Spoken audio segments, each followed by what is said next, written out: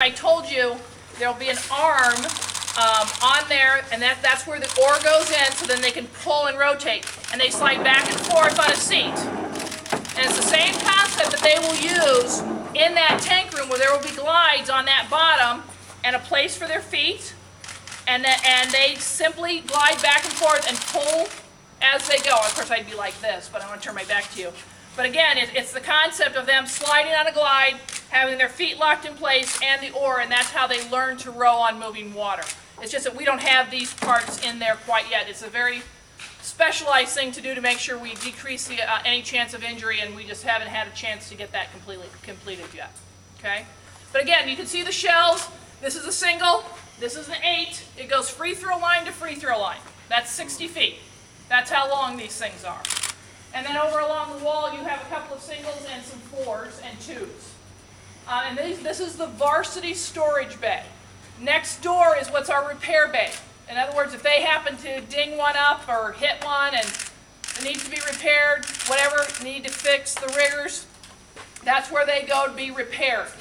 Next door to us, then, is a single bay, and that's for the club rowing and the recreational services learn to row programs and community programs. Okay?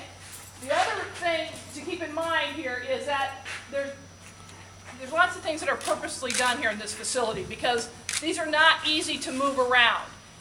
They want to have straight access, so that what they can do is they can pull a boat straight out and not have to turn it until they actually get outside the building. So that's why that pad is long enough to do that. The reason there are forward doors is that's where they will load the trailer. All right?